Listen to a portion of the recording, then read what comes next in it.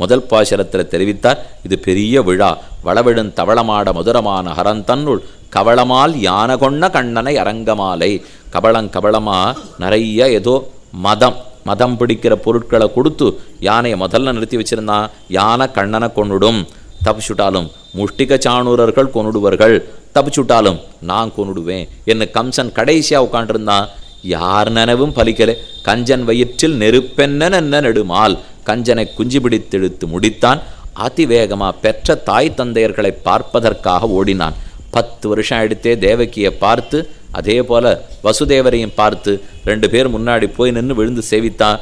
தேவகி மாறுபுற தழுவிக்கொண்டு கண்ணனை பார்த்து சொன்னாள், யசோதை எல்லாவற்றையும் பெற்றாளாமே, காணுமாறினி உண்டனில் காணுமாறு அருளே, இனி காணுமாறு ஏதாவது எனக்கும் இருக்கும் நான் காட்டு என்று பிரார்த்திக்க கண்ணனும் முதல் நாள்லேருந்து காட்ட ஆரம்பித்தான். அவன் பிறந்தது, அழுதது, தொட்டில் உதைத்தது, பால் குடித்தது, எல்லா சரித்திரத்தையும் காட்டுவிட்டான். அப்போதான் நஞ்சியரிடத்திலே பராசர பட்டர் நஞ்சியரும் பேசின்னு இருக்கா.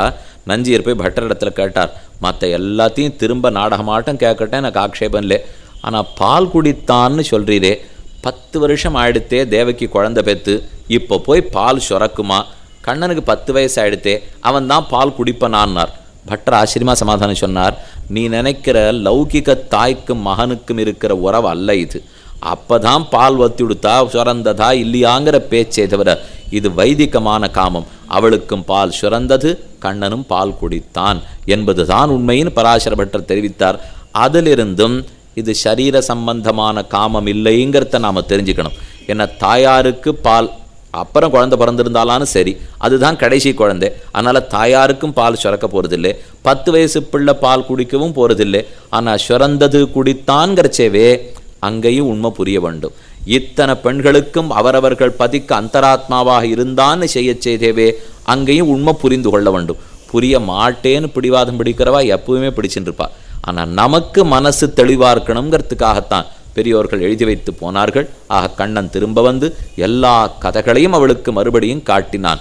அப்போ ஆழ்வார் குலசேகரர் பாசுரத்தில் தெரிவிக்கிறார், முந்த நண்புரை அன்புட மகளிர் முரமுர தந்தங் குரங்கட இறத்தி எந்தையே எந்தன் குளப்பெருஞ்சொடரே எழுமுகில் கணத்தெழில்கவரேரே உந்த யாவன் என் உரைப்ப நின் சென்கேழ் விரலிலும் கடைக்கண்ணிலும் காட்ட நந்தன் பெத்தனன் நல்வினையில்லான் அங்கள்கோன் வசுதேவன் பெற்றிலனே. எல்லா வைபவத்தையும் நந்தன் பெற்றான், வசுதேவன் எல்லாவற்றையும் இழந்தானோ என்னவ பிரார்த்திக்க வேண்டாம். தாயே மறுபடியும் எல்லாவற்றையும் காட்டுகிறேன் என்று கண்ணனும் காட்ட, தாய் கண்ணனை விட்டு பிரிந்திருந்தாள், இப்பொழுதுதான் கண்ணனோட சேர்ந்திருக்கா. அவள் சேர்ந்திருக்கிறது கொஞ்ச நாழியாக நாம் தர வேண்டாமா? ஆனால் இன்றைக்கி ராத்திரி முழுக்க கண்ணனும் வசுதேவரும் அதே போல் தேவகி பிராட்டியும் சேர்ந்திருக்கட்டும். மேற்கொண்டு கிருஷ்ண கதை என்னங்கிறதையும் ருக்மிணி கல்யாண சரித்திரத்தையும் நாளை சாயங்காலம் இந்த கோட்டியில் தெரிவிக்கிறேன். அவசியம் வரணும்னு பிரார்த்தித்து அமைகிறேன்.